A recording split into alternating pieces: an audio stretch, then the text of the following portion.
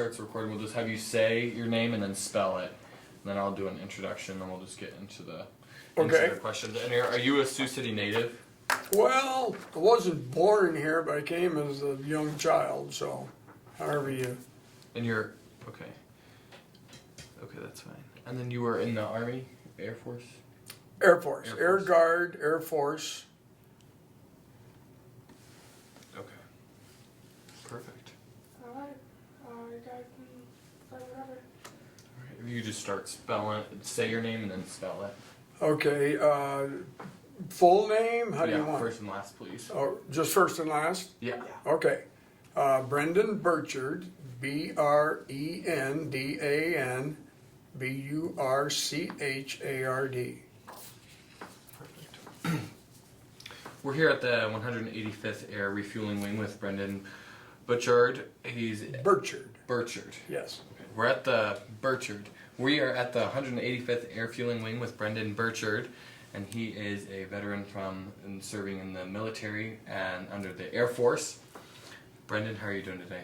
Excellent. Perfect. Well, we appreciate you being here. I'm Garrett. I am from Morningside University. I'm working with Senator Grassie's office to do this Veterans History Day project, and we really appreciate you being here to answer these questions. Well, I'm a chief, so not militarily. Well, yes, there, but I'm also a Morningside chief. Oh, yeah? Okay. All right, well, let's get into it. We'll just start with where you were born, kind of your early life story, and kind of leading up until getting into the military, and we'll start there. Okay. Born in Falls City, Nebraska in July of 1941. And we lived there for a little bit, and then World War II broke out, and we ended up, my dad was too old for service, and so he worked for the Navy in Bremerton, Washington, in the shipyards there. So that was where I spent the war years as a young lad. And then after the war was over, we eventually moved back to Falls City for a while, then Ord, Nebraska for a couple of years, and then to Sioux City in, I believe it was 1950. And went through grade school and all of that in Sioux City in the Catholic schools, and attended, well, in those days we called it Heelan High School, now it's Bishop Heelan, and graduated from there in 1960, and then was really fortunate enough to get a scholarship to go to Morningside College in those days, and played football there and graduated from there in 1964. And then life started getting kind of interesting. After that, I almost got a job at Boys Town.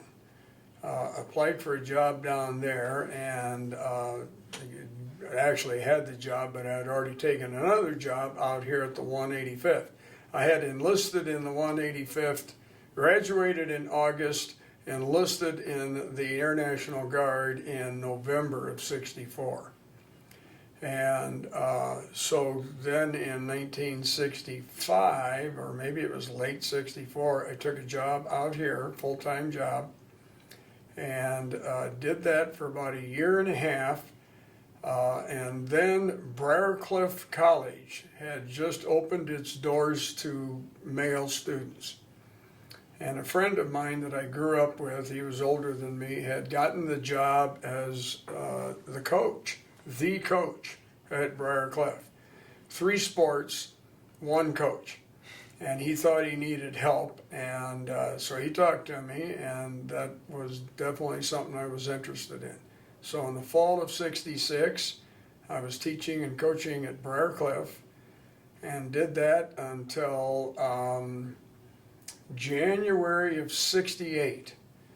And at that point in time, we had a little incident off the coast of North Korea called the Pueblo Crisis.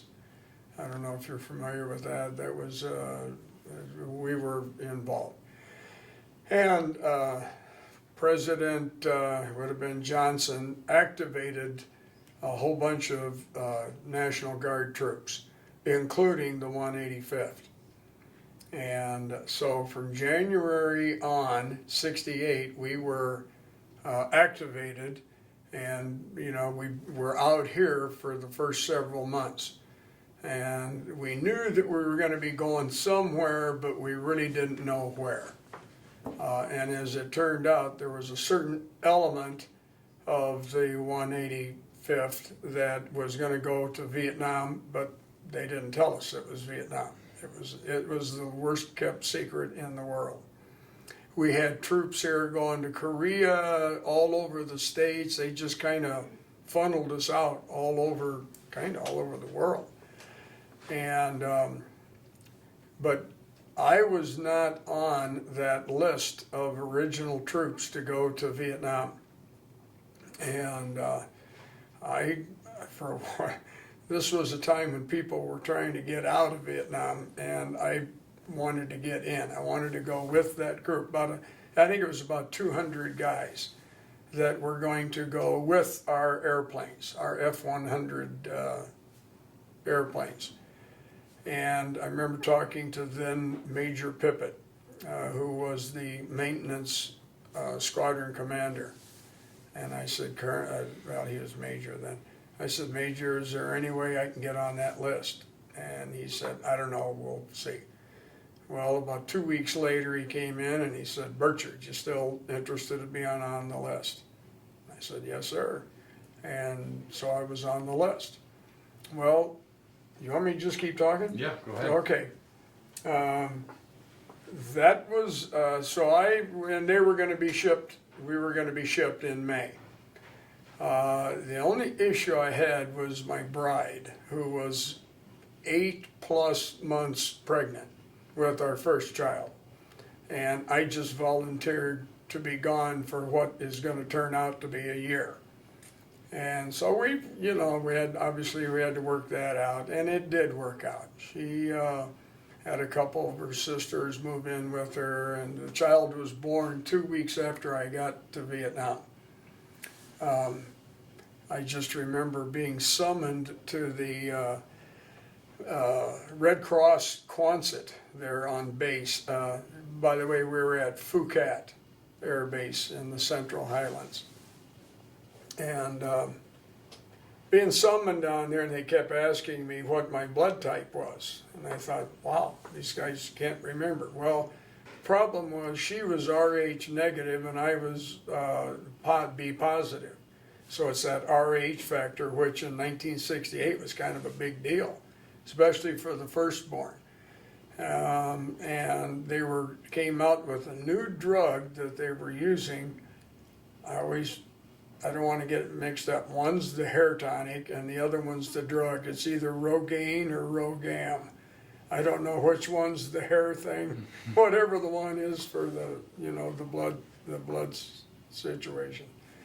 And she took that, and it was kind of a big deal because she was the first person in the Midwest to do this.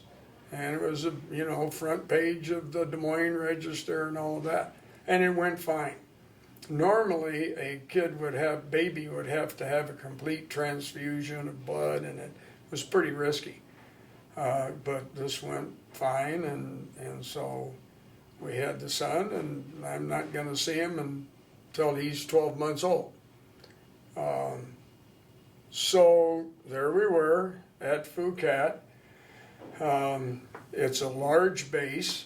There were 4 squadrons of F-100s on that base. Each squadron had probably 18 to 20 aircraft and, 170 or so support people. And each squadron was separate from the other one. They were all standalone type units. And it wasn't very long before we were up and running. I wasn't a pilot. What I ended up doing there, I had no previous experience in this. Everything was kind of makeshift. And they ended up having me be the aircraft records guy. Turned out I was the NCOIC of aircraft records. And what that meant was that each one of those, 80 plus aircraft has a file, quite a file on everything about the plane, engine time, you know, when it needs maintenance and all of that.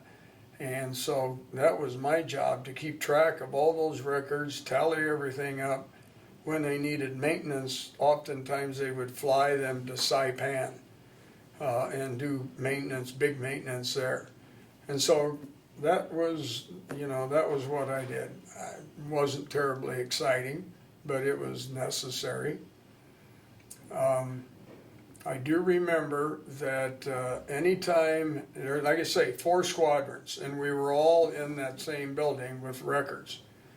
And anytime a plane went down, either we never knew if the pilot survived, was captured, killed, or whatever, somebody from that squadron would come in, and it was kind of solemn. I mean, naturally, they would pull that file. They wouldn't say a word. They'd just come in and pull that file and take it back to their squadron. That plane was out of commission. Like I say, we never knew, unless it was our squadron, what the end game was with that particular plane. And so I'll mention this now. There was one squadron on the base. We were the 174th Tactical Fighter Squadron. I don't remember the numbers of the other 3 squadrons, but one of them was an outfit that we didn't know anything about them. They flew F-100s just like we did, but they were a separate unit, had their own separate dining facility, and nobody knew anything about them. And I never found out anything about them till several years after I got back. I'll come to that part of the story later. So, you know, I would suspect that a lot of veterans that you talk to say that boredom is a lot of the time, you know, in a combat zone like that. We weren't out crawling around in the jungles. I had the greatest admiration for the grunts that did that. And we were on a base. One of the things that, and this is a big base, there were 5,000 personnel on the base. And one of the things that we had going for us was our barracks area where I was kind of on the edge of the base, and there was a road, you know, with all kinds of concertina wire and everything. On the other side of that road, not very far away, was the village of Phu Cat. And a lot of those Vietnamese would be on base working throughout the day. We were never sure what they were doing at night, okay? But they would be there, and a lot of necessary things. But across the road, going this other direction, was a division of South Korean soldiers. ROKs, we called them, Republic of Korea, ROK. They were a Tiger division, and they had artillery. And they would, it turns out that there was an area, I don't know how far away it was, maybe 15 miles away, that was kind of a staging area at night for the Viet Cong.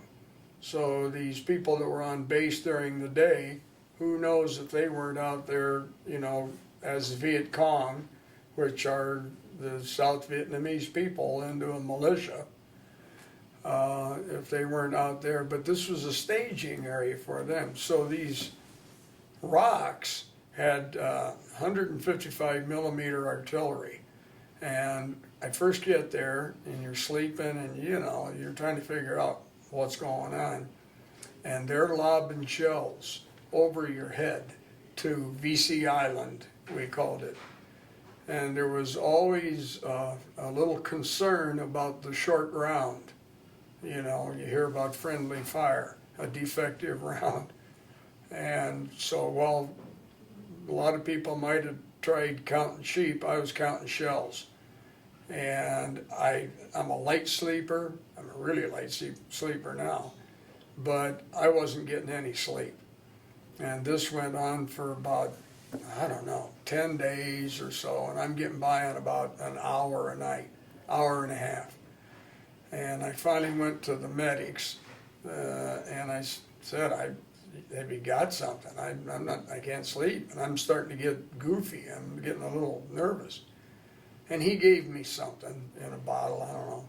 And I took it, and it did absolutely nothing. I'm convinced it was a sugar pill. And so several days more, now I'm worse. And I go back and I told him, I said, that didn't do anything. Have you got something else? He said, here, try these. Well, whatever he gave me knocked me out cold, I'll tell you. And at least I kind of got on a pattern of sleep. But those Korean soldiers were gold. They were the cat's pajamas. We loved those guys. We didn't speak Korean. They didn't speak any English. They couldn't go into the BX on our base, but they would try and talk GIs into buying them things in there. And if we could, we definitely would, because they had a different set of rules on how you play this game. I don't think they weren't the same rules that we had. And all I know is that we had really good security, and that's definitely the reason why. We had intermittent rocket attacks, 37 millimeter projectiles, and they just randomly, shell different parts of the base. And you'd have to hit the bunker. Every barracks had a bunker outside of it, and it was just a big sand, type thing, and we'd spend the night in there. But you never knew. You had no clue what was going on outside. All hell was breaking loose, but you didn't know what was going on. But we got kind of used to that. There were a few times where they would try and, sappers would try and sneak into base under the wire. We had a creek that ran through the base, and they would come in on that thing, and they were trying to get to the flight line. That was their goal. They never did make it. They were always caught and killed, before, but that was their objective, to try and blow up some planes. So, I don't know, that was pretty much life. You had to adjust to the changing weather conditions, the monsoons, the rainy season. That was an adjustment. In our barracks, there was just empty barracks when we got there. And over a period of time, you find out who the scroungers are, and you kind of, start getting lumber wherever you can and making something out of the interior of the thing. And by the time we were ready to come home, we had it, fairly decent. I'm trying to think of what else is worthwhile. This was, we got there in May 12th, May 9th. We came home on the 12th, a year later. Around Christmas time, Bob Hope was coming. And that was, I don't even know if you've heard of Bob Hope, but Bob Hope was quite an entertainer for a long, long time in Hollywood. And in World War II, he started with the USO, making visits to the South Pacific, all over. Did the same thing in Korea, and now it's Vietnam. And this was a big deal. And he was coming in on Christmas Day. This would have been 68. And this is a hot ticket. I mean, it's an open area, open things, not like in a theater or anything like that. And so we got there in plenty good shape long before the thing started. And there were GIs everywhere. They were coming in from the boonies. You could see armed personnel carriers coming in and grunts getting out. So they were coming in from all over to catch this show. I just remember he had Anne Margaret, and my wife fully understood that I've had a lifelong love affair going on with Anne Margaret. She's okay with that. But they're sitting there waiting, and then all of a sudden these communication troops come in, comm guys. And they're in a truck and they're looking very official, and they go up pretty much to the front, and there were telephone poles, randomly all over the place. And these guys get out, and they've got these spike things on their feet because they're pole climbers. And they went up, they spiked, and they went up to the top of these, not to the complete top, but way up. And they've got their belt fastened around the pole, and then they just leaned back and they waited for the show to start. And they're like front row. And I thought some of those grunts that were coming in from out in the field were gonna try and pick them off. There was no problem. So next day after that, a friend of mine that was there, who would become my brother-in-law,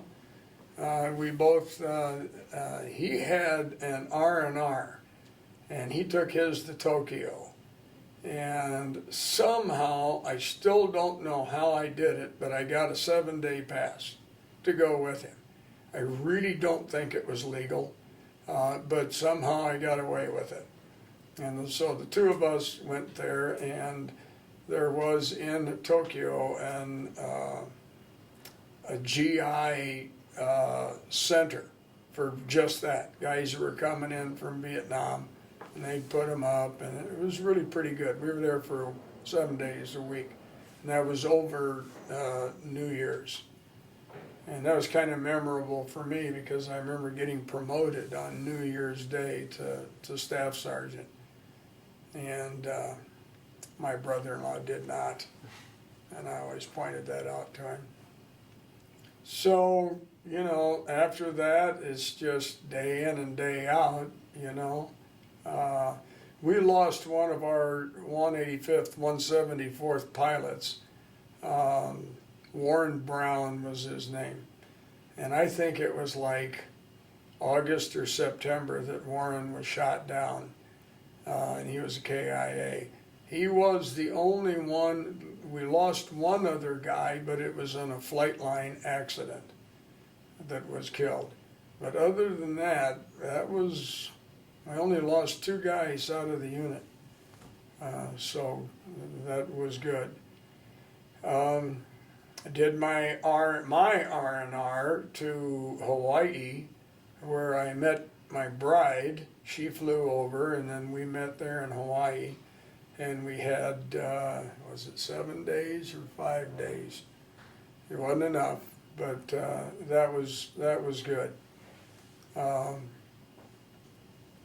And then, back to Phuket, and just the boredom and all of that continues on.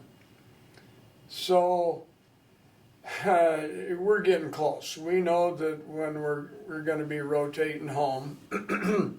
We got there as a unit by flying over in several different planes, but in C-141. So we flew over as a unit. And now coming back, well, it's about 5 or 6 days before we're scheduled to leave Phuket. And in most jobs, you've kind of started to turn your job over to your replacement, somebody who's taken your place that's going to be there. And I had pretty much done that, and I had a lot of extra time. So another guy that was a lifelong friend, he and I went down to the ops building. This is crazy. I don't know why we did this. And there was an Air Force plane that flew out of Phuket. It was called a C-6 Caribou. It was a twin-engine, small cargo plane. But it could go in, it was an STOL, short takeoff and landing. So it could go into remote places, drop cargo off, and get out of there really quick. And we signed on to be load masters for that. I mean, just kind of out of boredom. I don't think we had a clue what we were getting into. And we went separately. So I went in one plane, he went in another. And I remember the first thing that we did was we flew from Phuket to Pleiku. which was smack in the Central Highlands. And that was a really, really active air base. And everybody was there. And there was flights going in and out all the time. It was a really hot place. And we got there, and we had a different plane that we were going to be shifting over to. But we had to clean it out first because the previous load that they had on it was water buffalo. All right, and you can only imagine what a mess that was. So we had to clean it out before we could take on our load. And this is where we separated planes. The plane that I was on, we were loading on 155 millimeter artillery shells. And we were going to take them up to a fire base up by the Cambodian border. Ben Het. Ben Het was the name of the place. And it was just a fire base. You know, not much of anything else, troops. And as we approached Ben Het, we couldn't get in. We couldn't make a landing because they were under attack.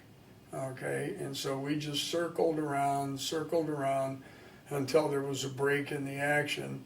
And then we came in, and I'm new at this loadmaster gig.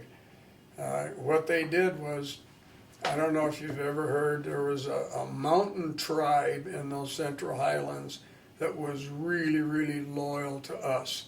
They were called Montagnards. And there's still a community of them up in the Minneapolis area. And they were so loyal. And they were at this base along with GIs. And we landed and taxied, but we never stopped. All we did was drop the back end, and we just started shoving crates of artillery shells out. Now, they're not armed, you know, they're not going to probably go off there, but, you know, and our pilot did not want to spend any more time on the ground than he had to, so we were just shoving them out. He never stopped, and then we took off. And we had another base that we were going to, but this is one of those things that's kind of hard to forget. We were flying around up there, and I had they gave me a set of headphones, so I'm listening to the pilot, co-pilot, and the loadmaster. There's a crew of 3. I was 4. Those guys were all armed. They didn't give me a weapon. I wondered about that. But as we're up there, we were listening to what was happening down below, and there was a platoon of, I don't know if it was Army, Marines, what they were, but they were under heavy, heavy attack. And they were in dire straits. And we watched F-100s coming in and dropping their ordnance around where they were, because they were being overrun. And we watched that for a while, and then finally you didn't hear anything from the guy on the radio on the ground. So we just assumed they were overrun. And that was, you know, you kind of don't forget that. So that was a one-day thing. Came back.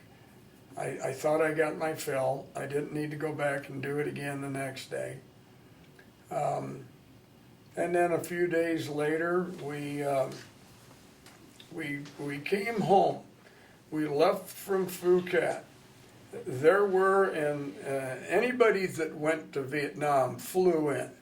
I mean, maybe there were some Navy guys that, I don't know.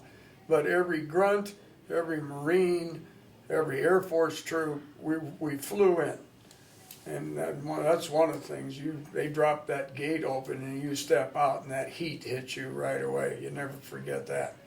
But now we're going home. And it was totally different from the experience of most GIs coming out of Vietnam. For the grunt out in the jungle, out in the boonies, he may have somebody come. He knows when he's supposed to be going home, but he's in the middle of a firefight out somewhere, they'll pull him off the line and they'll stick him on a helicopter, send him back to his base, get his stuff, fly him to Cameron Bay or somewhere, put him on an airplane, a civilian contract airplane, and fly him back to the States. And there is absolutely nothing right about that. We came home as a unit. There was like 2 different loads of us. And we had, a contract airplane. It was the major one that flew everybody home.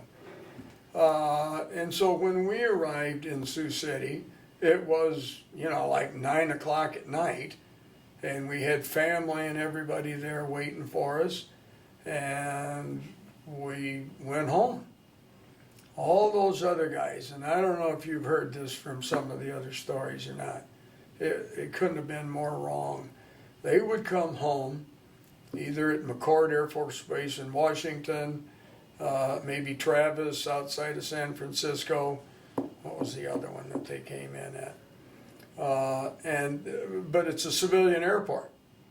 And they would disembark, they put their Class A uniform on to travel, and they walk off that plane, especially down in California, and there was whatever you want to call them, names I can't really use, people waiting for them to harass them, to spit on them, to call them names, and you just can't do that.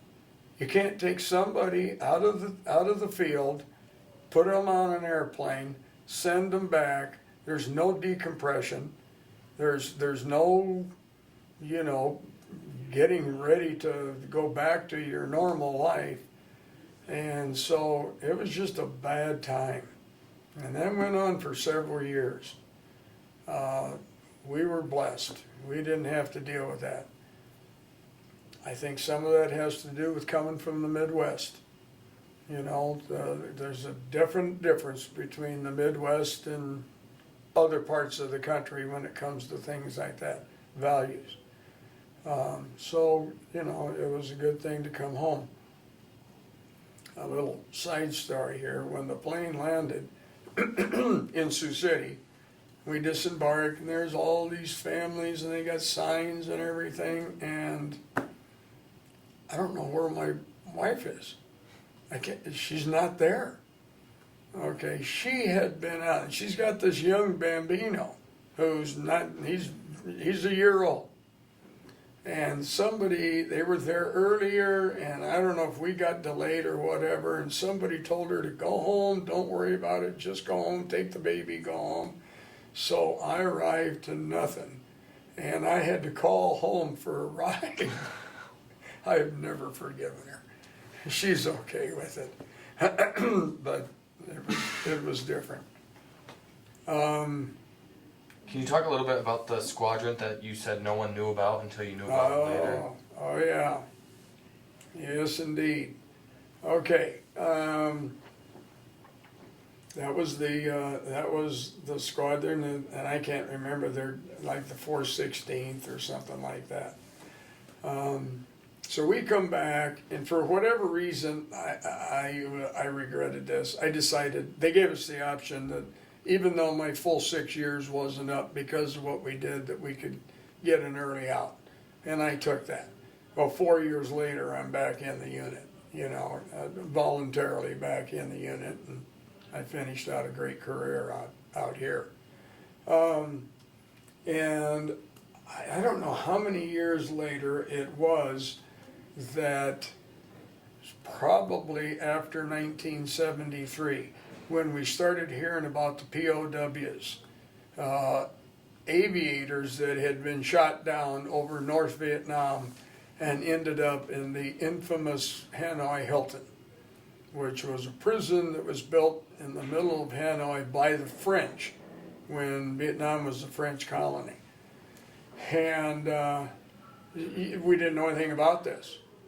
And I think that was the way it was supposed to be. But we come to find out there was something like 400 prisoners there. And over a period of time, we started hearing about what happened to them. in their time at the Hilton, the Hanoi Hilton. It was not a Hilton. That's sick GI humor.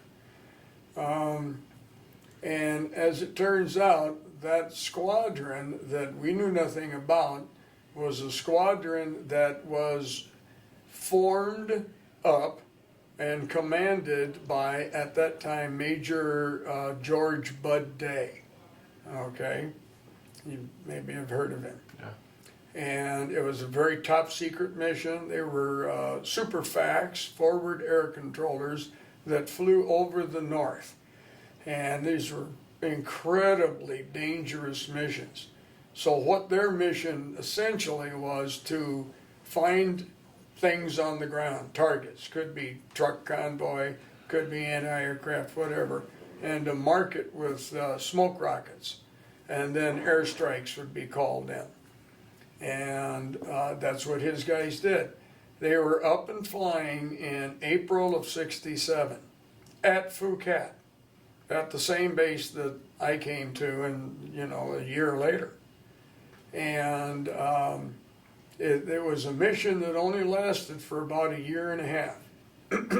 And he tagged them as Misties because there was a song of that time, and that was, interestingly, his favorite song, and it was mine too.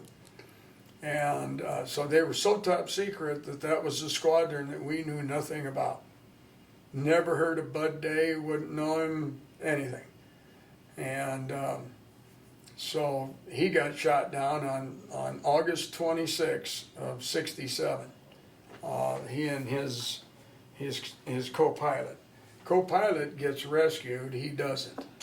And he gets captured. And this begins quite a saga, quite a story. That story has nothing to do with the class that I teach, but I've been teaching it in that class for years, just because people need to know this story. Bud Day will go on to become this nation's highest decorated officer since Douglas MacArthur in World War II. He had over 70 decorations, most all of them for combat. And he's going to be incarcerated for 5 years and 7 months. And the torture that those guys went through is unspeakable. I mean, you have no idea how horribly these guys were tortured.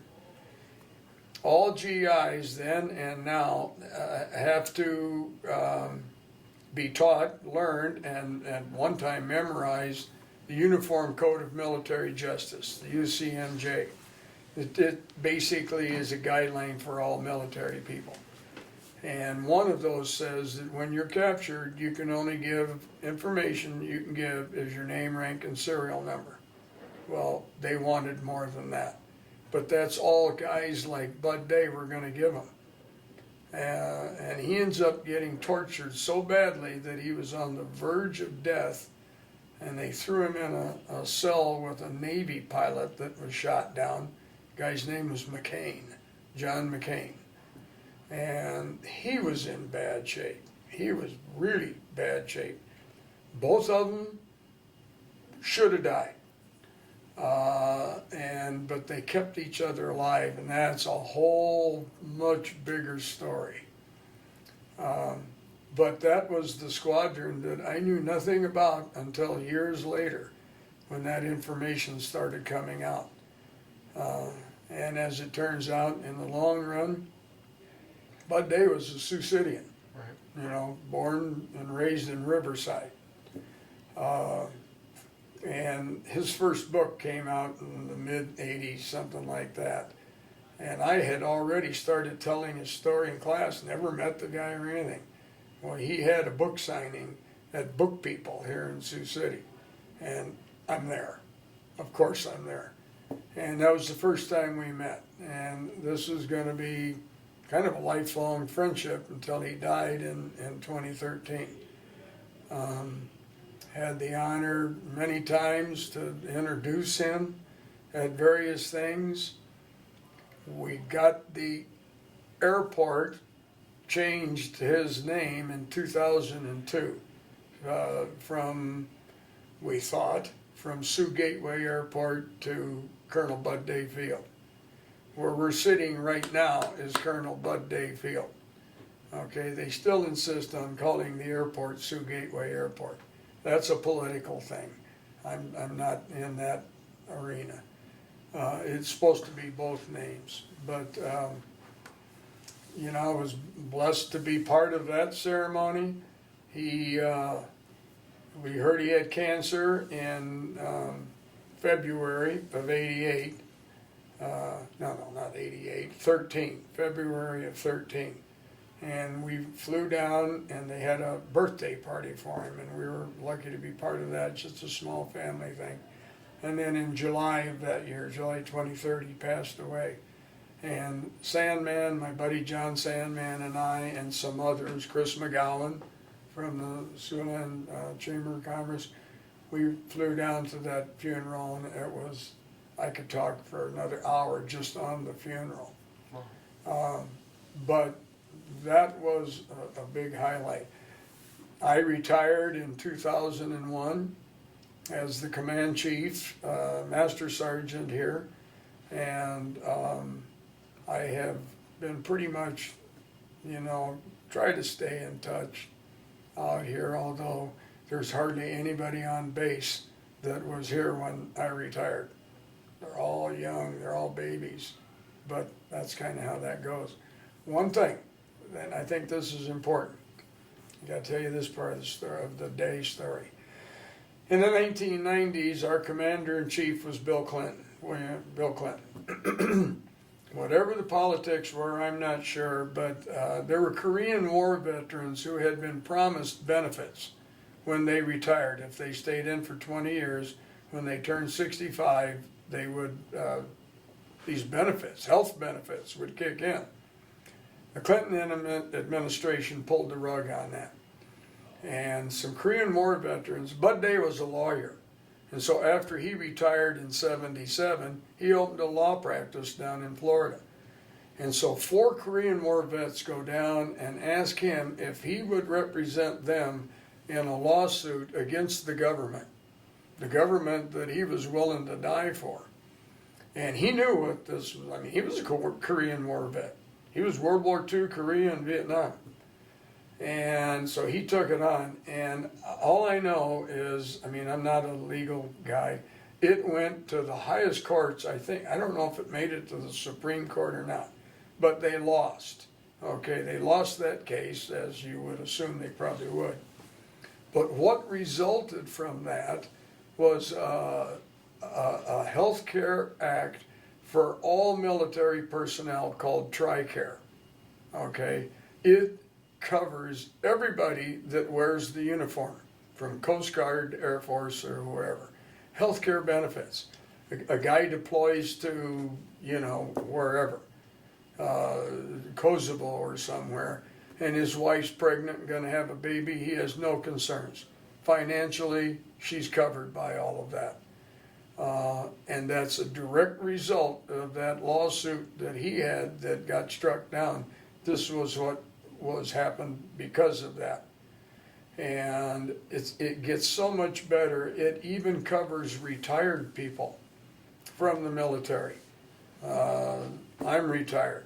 I've had, I don't know how many surgeries since I retired, and the bill comes back 00.00 balance due.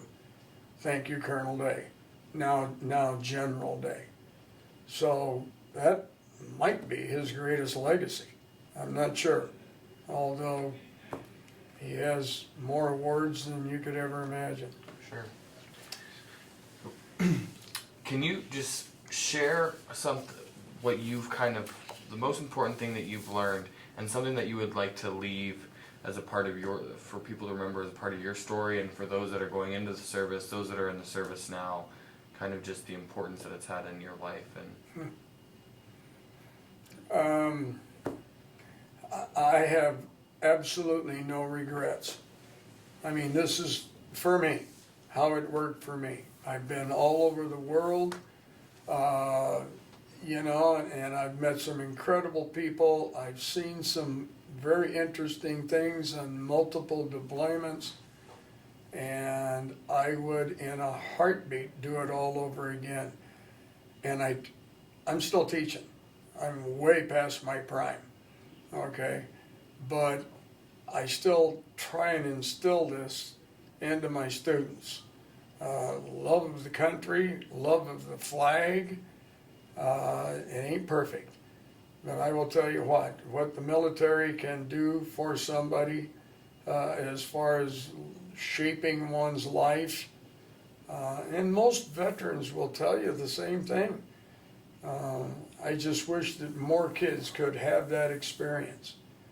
Another thing that I try is if I get a chance to make sure that these young bucks out here at the 185th or anybody understand where their health care coverage comes from. They don't know anything about General Day. That's the other thing, he wasn't promoted to general until it was posthumously in 2018. That should have happened long before he retired. But it didn't, and he is now General Day. I don't know. I just think it was a great experience. I have no regrets. Is there anything else you'd like to share with us today? Anything about your family or anything? Well, maybe one regret. I have 6 children and none of them have gone military. And I don't know. I mean, that's a bit of a regret, and I think it's a regret for them now. There's I think there's those shoulda type conversations that we've had.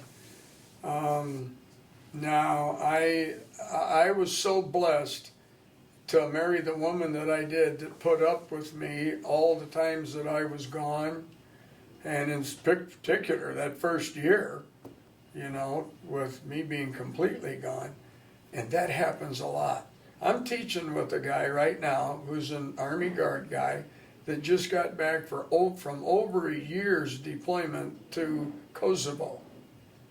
And I think about him, he's got 4 kids. And I just think it's different now than it was back then. The greatest admiration for that young guy. And people like that are still wearing the uniform and still making us what we are. There are those out there that want to defund everything, and they probably want to defund the military, but we would be nowhere. And I'm not a warmonger. I'm just saying that we need the military. They do a lot of good things for this country. Perfect. Brennan, thank you so much for being here and sharing your story, and thank you so much for your service. Thank you. It's been a pleasure.